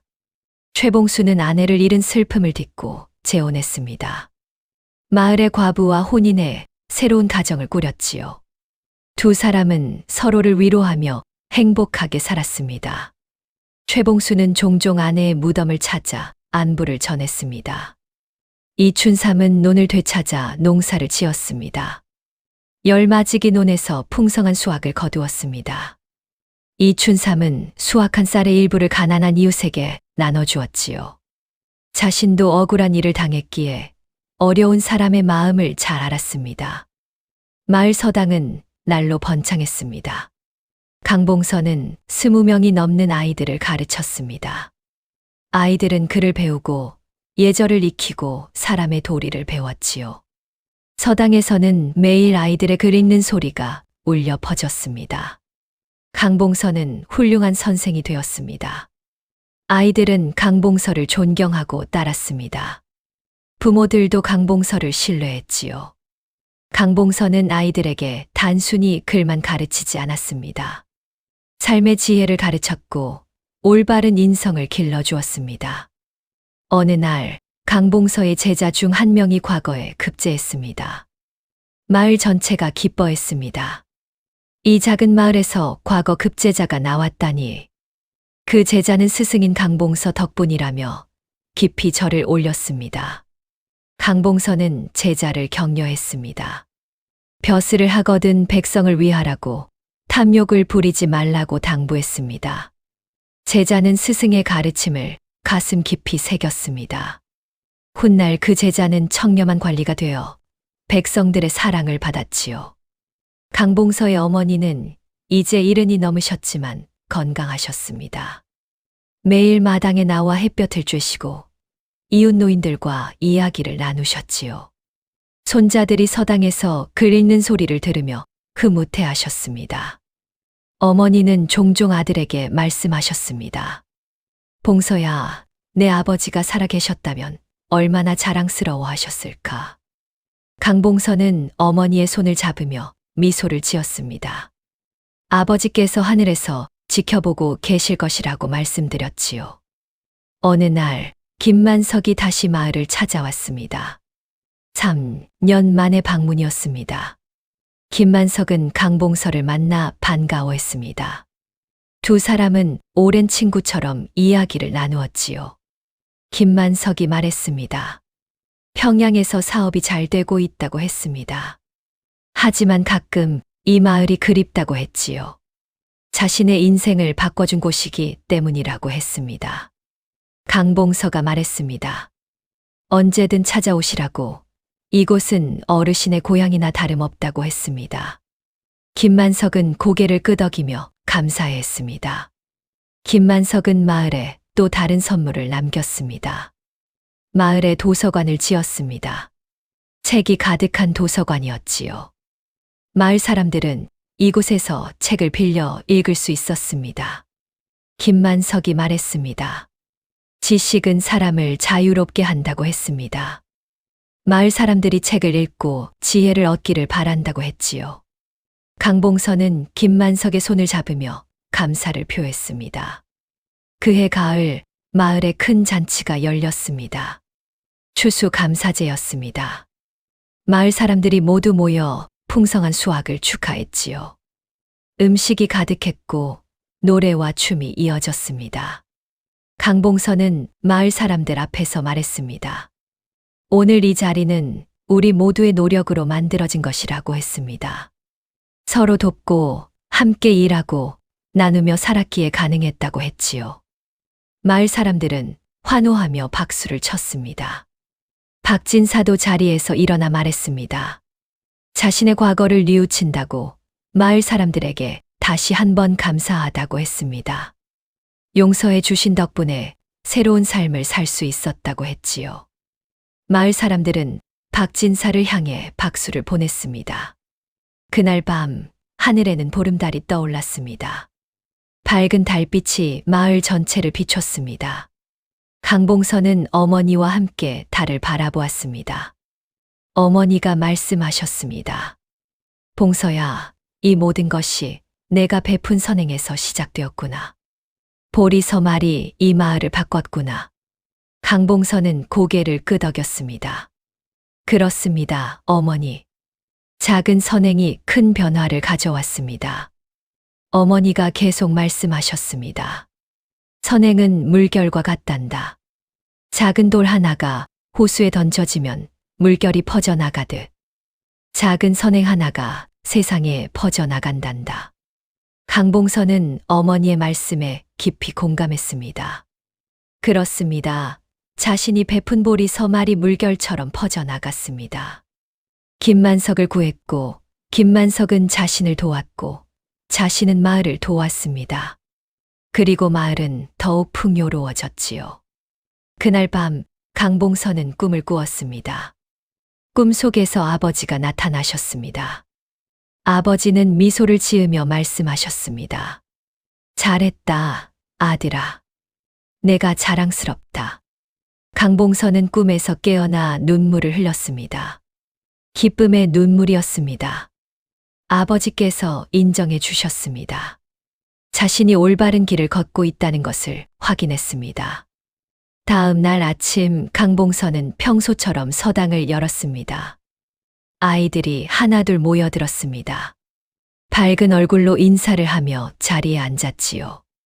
강봉선은 아이들을 바라보며 생각했습니다. 이 아이들이 미래입니다. 이 아이들이 자라서 또 다른 선행을 베풀 것입니다. 그리고 그 선행은 또 다른 물결을 만들어낼 것입니다. 세상은 조금씩 천천히 하지만 확실하게 좋아질 것입니다. 강봉선은 아이들에게 오늘의 교훈을 들려주었습니다. 선행에 관한 이야기였습니다. 아이들은 눈을 반짝이며 선생님의 이야기를 들었지요. 한 아이가 물었습니다. 선생님, 저도 나중에 선생님처럼 선행을 많이 베풀 수 있을까요? 강봉선은 아이의 머리를 쓰다듬으며 말했습니다. 물론이다. 내가 마음먹기에 달렸단다. 다른 아이가 물었습니다. 선생님, 선행은 꼭 큰 것이어야 하나요? 강봉선은 고개를 저었습니다. 아니다. 작은 것도 선행이란다. 친구를 도와주는 것, 부모님께 효도하는 것, 약한 사람을 보호하는 것. 이 모든 것이 선행이란다. 아이들은 고개를 끄덕였습니다. 그렇구나. 작은 것도 선행이구나. 그럼 우리도 할 수 있겠네요. 아이들의 얼굴에 희망이 번졌습니다. 강봉선은 미소를 지었습니다. 그렇다. 이 아이들이 희망입니다. 이 아이들이 자라서 더 나은 세상을 만들 것입니다. 그날 저녁 강봉선은 일기를 썼습니다.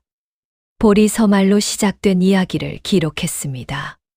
훗날 자신의 자식들에게, 제자들에게 이 이야기를 들려주고 싶었습니다.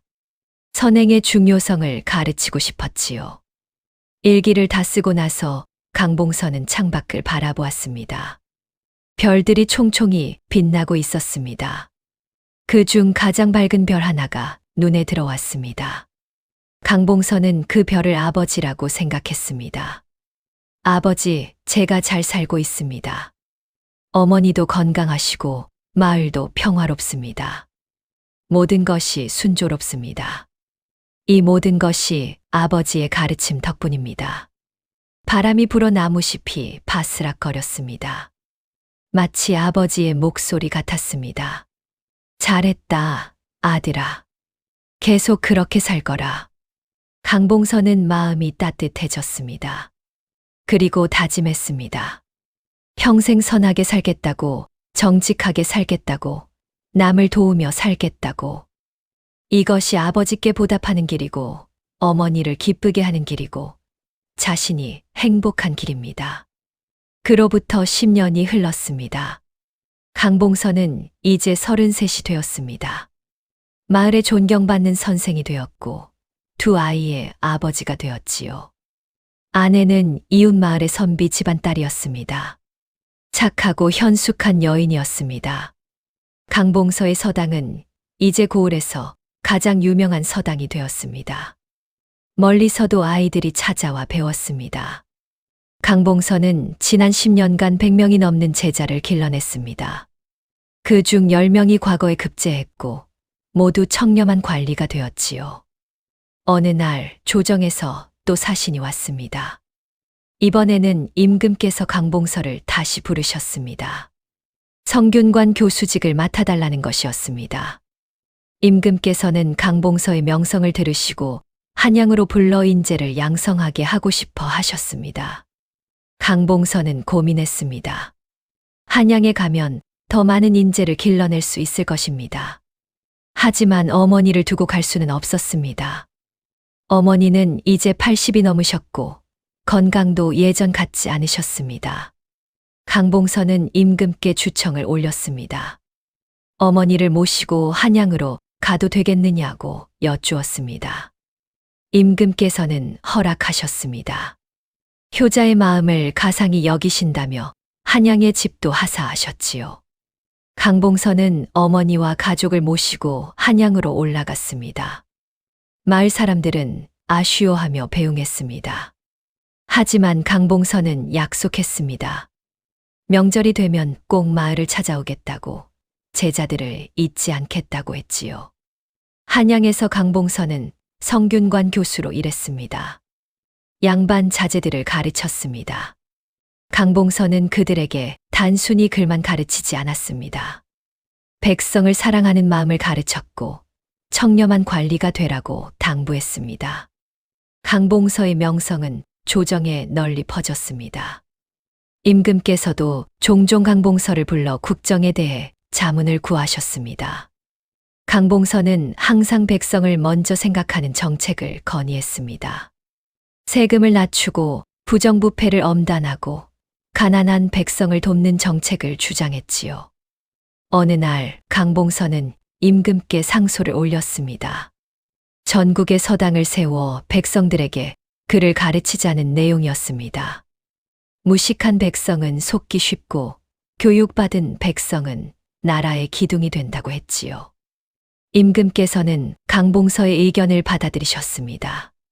그리하여 전국의 서당이 세워지기 시작했습니다. 가난한 아이들도 무료로 교육받을 수 있게 되었습니다. 백성들의 교육 수준이 높아지면서 나라 전체가 발전했지요. 강봉서의 제안이 나라를 변화시킨 것입니다. 한편 봉산마을은 여전히 평화롭고 풍요로웠습니다. 강봉서가 떠난 후 그의 제자 중 한 명이 서당을 이어받았습니다. 스승의 가르침을 이어받아 아이들을 훌륭하게 가르쳤지요. 박진사는 여전히 양로원을 운영하며 노인들을 돌보았습니다. 이제 70이 넘은 박진사도 몸이 불편해졌지만 여전히 봉사를 멈추지 않았습니다. 마을 사람들은 박진사의 변화를 기억하며 감동했습니다. 사람은 정말 변할 수 있다는 것을 박진사가 증명했습니다. 김만석은 여전히 평양에서 사업을 했습니다. 하지만 이제는 돈을 버는 것보다 나누는 것에 더 관심이 많았습니다. 가난한 사람들을 돕고 학교를 짓고 병원을 세웠지요. 김만석은 종종 말했습니다. 자신의 인생을 바꿔준 것은 강봉서의 보리서 말이라고. 어느 추운 겨울날 강봉서의 어머니가 세상을 떠나셨습니다. 편안한 잠 속에서 조용히 숨을 거두셨습니다. 강봉서는 어머니의 임종을 지켰습니다. 어머니는 마지막 순간까지 아들을 자랑스러워 하셨습니다. 강봉서는 어머니를 아버지 곁에 모셨습니다. 3년상을 치르며 부모님의 은혜를 되새겼습니다. 상을 마친 후 강봉서는 다시 성균관으로 돌아가 제자들을 가르쳤습니다. 부모님의 가르침을 이어받아 더욱 열심히 일했지요. 그로부터 또 10년이 흘렀습니다. 강봉서는 이제 43이 되었습니다. 머리에 흰머리가 조금씩 보이기 시작했지만 여전히 건강했습니다. 4명의 자식을 두었고 모두 훌륭하게 키웠지요. 강봉서의 자식들도 아버지의 가르침을 따랐습니다. 맏아들은 과거의 급제의 관리가 되었고 둘째 아들은 의원이 되어 가난한 백성을 무료로 치료했습니다. 딸은 선비와 혼인해 현숙한 아내가 되었고 막내 아들은 아버지처럼 선생이 되어 아이들을 가르쳤지요. 어느 날 강봉서는 봉산마을을 다시 찾았습니다. 20년 만의 방문이었습니다. 마을은 여전히 아름다웠고 사람들은 여전히 친절했습니다. 강봉서를 본 마을 사람들은 반가워하며 맞이했습니다. 강봉서는 옛 서당을 찾았습니다. 서당은 이제 더 크고 훌륭하게 지어져 있었습니다. 제자가 잘 운영하고 있었지요. 서당에서는 여전히 아이들의 글 읽는 소리가 들렸습니다. 강봉서는 아버지와 어머니의 묘를 찾았습니다. 묘 앞에 무릎을 꿇고 절을 올렸습니다. 그리고 부모님께 보고했습니다. 자신이 어떻게 살아왔는지, 어떻게 제자들을 길러냈는지. 강봉서는 부모님의 묘 앞에서 눈물을 흘렸습니다. 그리움의 눈물이었고 감사의 눈물이었습니다. 부모님의 가르침이 자신을 오늘의 사람으로 만들었습니다. 그 은혜를 어찌 다 갚을 수 있겠습니까? 마을을 떠나기 전 강봉서는 마을 사람들을 모아놓고 말했습니다. 여러분, 이 마을의 변화를 기억하십시오. 우리는 함께 어려움을 극복했고 함께 번영을 이루었습니다. 선행과 용서 그리고 협력의 힘입니다. 그리고 강봉서는 자신의 이야기를 다시 한 번 들려주었습니다. 보리서 말로 시작된 이야기를, 작은 선행이 어떻게 큰 변화를 가져왔는지를.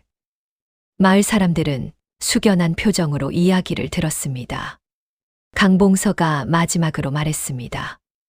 여러분, 기억하십시오. 선행은 결코 헛되지 않습니다. 작은 친절 하나가 세상을 바꿀 수 있습니다. 남을 도울 때 우리 자신도 성장합니다. 베풀 때 우리는 더 부유해집니다. 마을 사람들은 깊이 공감했습니다. 그렇습니다. 강봉서 선생의 말씀이 옳습니다. 우리가 그것을 직접 경험했으니까요. 선행의 물결이 우리 마을을 바꿨습니다. 강봉서는 한양으로 돌아갔습니다. 하지만 그의 가르침은 마을에 남았습니다. 마을 사람들은 강봉서의 이야기를 자식들에게 들려주었고 자식들은 또 그들의 자식들에게 들려주었습니다. 이렇게 선행의 정신은 대대로 이어졌습니다.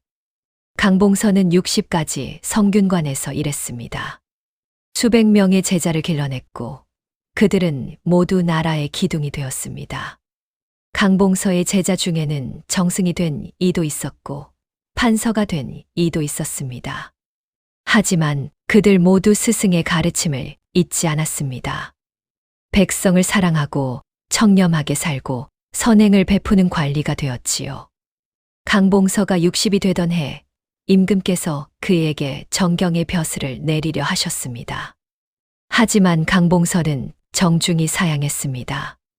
이제 고향으로 돌아가 조용히 살고 싶다고 말씀드렸습니다. 임금께서는 강봉서의 뜻을 아시고 허락하셨습니다. 강봉서는 봉산마을로 돌아왔습니다.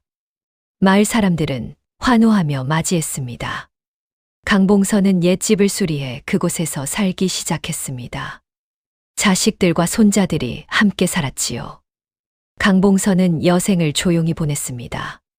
책을 읽고 손자들에게 글을 가르치고 마을 사람들과 이야기를 나누었습니다. 가끔 김만석이 찾아와 옛 이야기를 나누기도 했지요. 두 사람은 여전히 좋은 친구였습니다. 강봉서가 70이 되던 해 그는 자서전을 쓰기 시작했습니다. 자신의 인생을 기록하고 싶었습니다. 특히 보리서 말의 이야기를 자세히 남기고 싶었지요. 훗날 후손들이 이 이야기를 읽고 교훈을 얻기를 바랐습니다. 자서전의 마지막 장에서 강봉서는 이렇게 썼습니다. 어떻습니까, 여러분? 저희 삶을 돌이켜보니 모든 것이 보리섬 아래서 시작되었습니다. 굶주린 노인에게 마지막 양식을 나눠준 것이 제 인생을 완전히 바꿔놓았습니다. 우리 삶에서도 이와 같은 순간이 찾아옵니다. 누군가 도움을 필요로 할 때 우리는 선택의 기로에 섭니다. 내 것을 지킬 것인가, 나눌 것인가. 그 선택이 우리의 미래를 결정합니다. 하지만 기억하십시오. 선행은 결코 손해가 아닙니다. 베푸는 순간 우리는 이미 복을 받은 것입니다. 다른 사람을 돕는 기쁨, 그것이 바로 진정한 복입니다. 그리고 그 선행은 물결처럼 퍼져나갑니다. 한 사람에게서 다른 사람에게로, 한 세대에서 다음 세대로 끊임없이 이어집니다. 저는 보리섬 알을 나눴고 김만석 어르신을 구했습니다. 김만석 어르신은 저를 도왔고 저는 마을을 도왔습니다. 마을은 번영했고 제자들은 나라를 섬겼습니다. 이것이 바로 선행의 물결입니다. 여러분도 오늘부터 작은 선행을 시작하십시오. 길에서 넘어진 사람을 일으켜 주십시오. 굶주린 사람에게 밥 한 그릇을 나눠주십시오. 슬퍼하는 사람에게 위로의 말 한마디를 건네십시오. 그 작은 선행이 세상을 바꿀 것입니다. 당신의 인생을 바꾸고 다른 사람의 인생을 바꾸고 결국 세상을 바꿀 것입니다. 보리섬 알처럼 작지만 소중한 것을 나누십시오. 그것이 기적을 불러올 것입니다. 강봉서는 자서전을 다 쓰고 나서 붓을 내려놓았습니다. 그리고 창밖을 바라보았습니다. 해가 서산으로 넘어가고 있었습니다. 붉은 노을이 하늘을 물들이고 있었지요. 구름 사이로 햇살이 비치며 황금빛띠를 만들었습니다. 강봉서는 미소를 지었습니다. 아름다운 인생이었습니다. 고난도 있었고 기쁨도 있었습니다. 하지만 후회는 없었습니다. 선하게 살려고 노력했고 그 결과 많은 사람을 도울 수 있었습니다. 강봉서는 80까지 살았습니다. 마지막 순간까지 정신이 또렷했고 손자들에게 이야기를 들려주었습니다. 손자들은 할아버지의 침상격에 둘러앉아 귀를 기울였지요. 강봉서는 보리섬 아래 이야기를 마지막으로 한 번 더 들려주었습니다. 그리고 조용히 눈을 감았습니다. 평화로운 죽음이었습니다. 얼굴에는 미소가 번져 있었고 손은 따뜻했습니다. 강봉서가 세상을 떠난 후 마을 사람들은 그를 기리는 비석을 세웠습니다. 마을 입구 언덕 위에 큰 비석을 세웠지요. 비석에는 이렇게 새겨져 있습니다. 강봉서 선생, 보리섬 알로 세상을 바꾼 분. 선행의 물결을 일으킨 분. 우리 마을의 자랑이자 조선의 선비. 그의 정신은 영원히 살아있으리. 그의 자서전은 후대에 전해져 많은 사람에게 읽혔습니다. 사람들은 보리섬 알의 이야기를 읽으며 감동했습니다. 눈시울을 붉히는 사람도 있었고 가슴을 치는 사람도 있었습니다. 그리고 자신들도 선행을 베풀기 시작했습니다. 강봉서의 정신은 이렇게 세대를 넘어 이어졌습니다. 오늘날까지도 봉산마을에는 강봉서의 후손들이 살고 있습니다. 그들은 선조의 가르침을 이어받아 여전히 선하게 살고 있습니다. 마을에는 강봉서 기념관이 세워져 있고 매년 추수감사제 때면 보리섬 알의 이야기가 낭독됩니다. 아이들은 할아버지, 할머니로부터 이 이야기를 듣고 자랍니다. 이것이 바로 한 사람의 선행이 만들어낸 기적입니다. 보리섬 알이라는 작은 씨앗이 자라나 거대한 나무가 되었습니다. 그 나무는 수많은 사람에게 그늘을 제공하고 열매를 맺고 씨앗을 퍼뜨렸습니다. 300년이 지난 지금도 그 나무는 여전히 푸르게 자라고 있습니다. 여러분의 보리섬 알은 무엇입니까? 오늘 당신이 나눌 수 있는 것은 무엇입니까? 그것이 무엇이든 주저하지 마십시오. 나누십시오. 그것이 기적의 시작이 될 것입니다. 선행은 즉각적인 보상을 바라고 하는 것이 아닙니다. 하지만 반드시 돌아옵니다. 때로는 예상치 못한 방식으로, 때로는 오랜 시간이 지난 후에, 하지만 반드시 돌아옵니다. 강봉서가 그것을 증명했습니다. 한 줌의 보리가 한 사람을 구했고, 그 사람이 또 다른 사람을 구했고, 그렇게 세상은 조금씩 나아졌습니다. 여러분도 오늘, 지금 이 순간부터 시작할 수 있습니다. 옆에 있는 사람에게 미소 한번 지어주는 것부터 시작하십시오. 그것이 물결의 시작입니다. 오늘 이야기는 여기까지입니다. 재미있게 들으셨다면 복채는 구독과 좋아요로 받겠습니다. 보리 서말처럼 작은 선행이 여러분의 인생에도 기적을 불러오기를 바랍니다. 어려운 이웃을 외면하지 마시고 나눌 수 있을 때 나누십시오. 그 선행이 반드시 복으로 돌아올 것입니다. 하늘은 선한 사람을 결코 버리지 않습니다. 그럼 저는 더 재미있고 감동적인 야담 보따리 챙겨서 다음에 다시 찾아오겠습니다. 늘 건강하시고 행복하십시오. 여러분께 좋은 인연이 가득하기를 기원합니다.